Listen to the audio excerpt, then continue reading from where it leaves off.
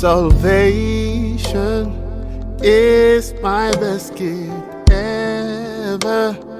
You're the tree of life. I was lost, now I am found. Imana ivugana natwe kenshi, ariko kenshi ntabwo twita ku byo Imana itubwira cyangwa ngo tubyandike tubisobanukirwe.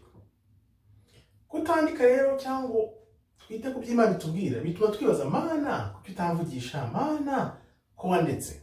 Imana ntabwo yakuretse, Imana ivugana nawe iteka buri munsi, ahubwo itakubyikubwira ubyandike, bizakugirira akamaro kubw'umwuka n'ubugingo bwawe. Reka turebe rero. Hashize nk'ibyumweru bibiri nasekeje umuntu, naramubwiye nti mu minsi iza ikilo cy'umuceli kigiye guhenda kurusha Lamborghini.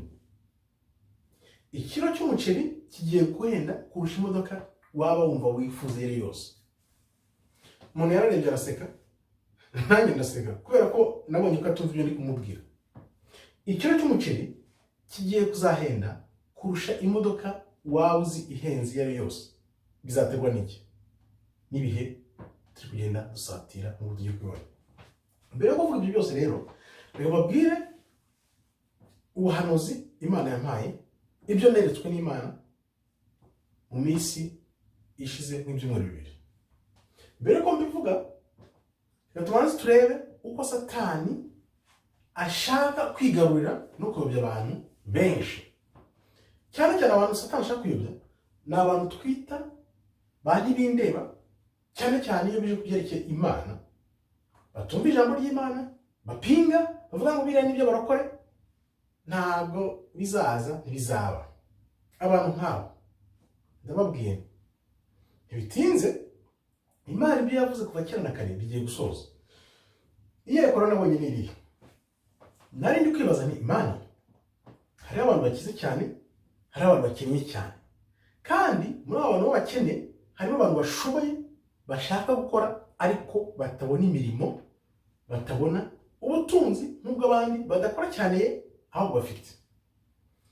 Ariko muri video nakoze ushize harimo ngo abakora ibibi, abakora amanyanga bagenda bashyirwa imbere, bakajya imbere ahantu hose.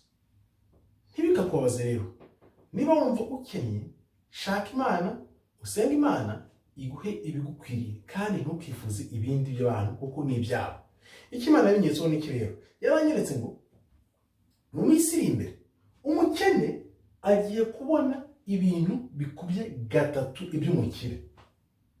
Umukene agiye kubona ibintu bikubye gatatu iby'umukire, kandi umukire nawe agire ibintu bike inshuro eshatu by'umukene. Bivuze iki? Ni gute waba ufite ibintu uri umukire, umukene akagira bike kandi akagira ubutunzi kuruta? Ndaguha urugero. Ushobora kuba utunze inzu ya miliyoni, undi atunze inzu y'ibihumbi 300, cyangwa se ukaba utunze inzu y'ibihumbi 300, undi atunze inzu y'ibihumbi 100.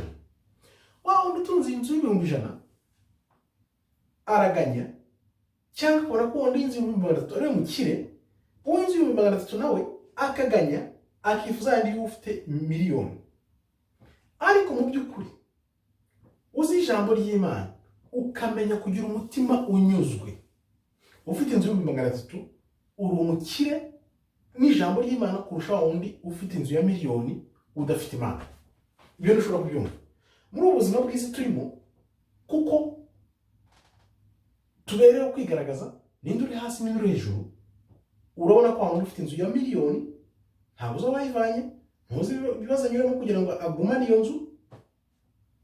Wowe ufite inzu y'ibihumbi 300 ariko uracyaganya, yongerera nk'iriya.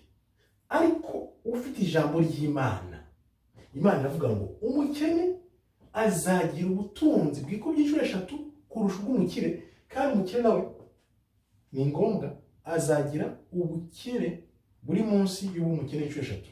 Ariko ahangaha ntabwo ari umukene nyamukene nyine bisanzwe, ni kubw'umwuka mu ijambo ry'Imana rikomeza. Wewe wamenye Imana, fata ijambo uvuga uti ndi umukire ndakize kuko nzi Imana, afite Imana. Aha rero niho abantu bazakangukira nk'uko tubisoma muri Yeremiya 16, 19 ngo abantu icyo gihe bose bazahumuka bavuga ati ni koko twarazwe ikinyoma.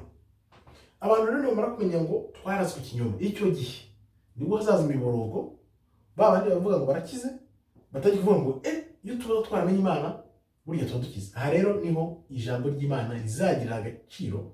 Wewe ufite inzu y'ibihumbi 100 uzabona ko uri mu Imana utuje umeze neza, babandi nibo bazavuga bati koko ni koko twarazwe ikinyoma. Aha rero Satani nawe ntabwo yicaye, azi neza ko ibintu bizaba, niyo mpamvu agenda ashyiraho imihigo ihambaye kugira ngo arusheho kuyobya abantu. Imihigo guhiganwa, abantu bakaguma muri ibyo kugeza igihe bizakubitikira hasi, bikagwa hasi, none abantu bose bagahumuka bakavuga ati iyo tubimenya twikurikira Imana ntabwo tuba turi muri ibi ngibi. Aha rero tuzi neza ko mu itangiriro Satani yashaka ko abantu bajya umujyi umwe, bagira ururimi rumwe, ariko noneho bibera akabaroro ngubu aho yaboneye ikoranabuhanga. Ni ukuvuga ngo iryo koranabuhanga Satani ari kurikoresha byihuse abantu benshi batareba, kugira ngo abashe guma amaso bikomeye bidasubizwaho burundu, bidasubirwaho, abantu bose bahuma amaso bajye muri icyo kigare, bazajye kwisanga bose barayobotse inzira y'ubuyobe. Nuko rero Satani ari gufata abantu akoresheje iby'isi, akoresheje gushyira iyo mihigo yose, abantu bagahora mu mihigo, bagahora mu bintu by'imikino, bagahora mu bintu birangaza by'isi byahehe byose, ntibite ku bijyambere cyangwa ku bugingo bwabo. Wewe rero umuntu wamenye Imana, nawe umuntu undeba ngubu yumva umunsi, kanguka umenye ati niki kiri kujya mbere. Imana iravuga, ivugana natwe iteka ryose, twite kubyitubwira kuko nibyo bizadukiza ibihe biri imbere bije. Murakoze rero, Imana ikomeze barinde. Shalom, shalom, shalom.